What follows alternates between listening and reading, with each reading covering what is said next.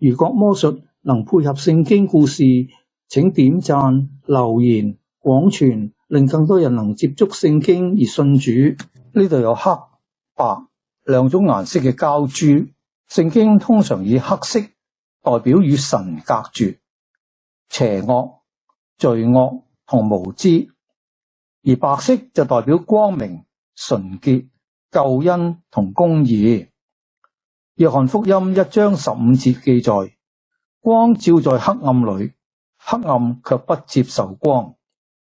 約翰福音3章19節記載，光來到世界，世人因為自己的行為是惡的，不愛光，倒愛黑暗。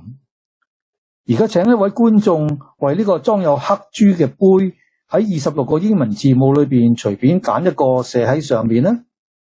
好，係 B。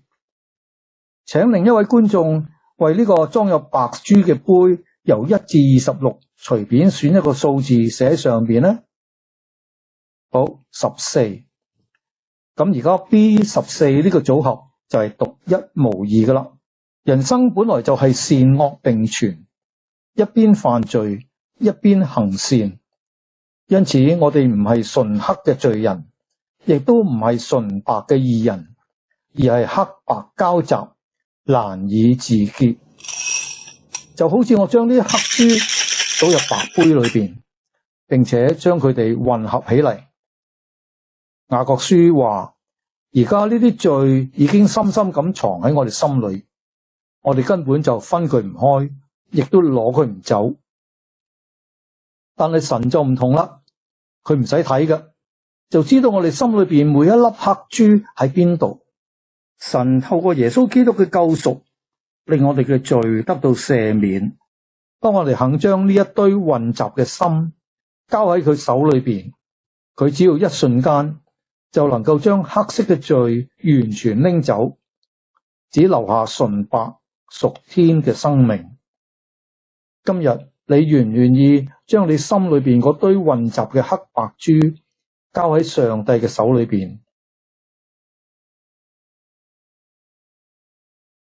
俾佢喺你睇唔見嘅地方，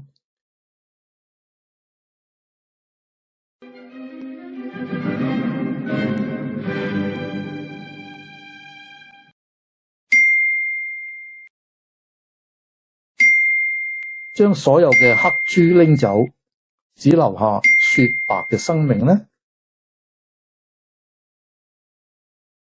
點變嘅呢？請將這聖經魔術分享給講普通話及講英文的親友。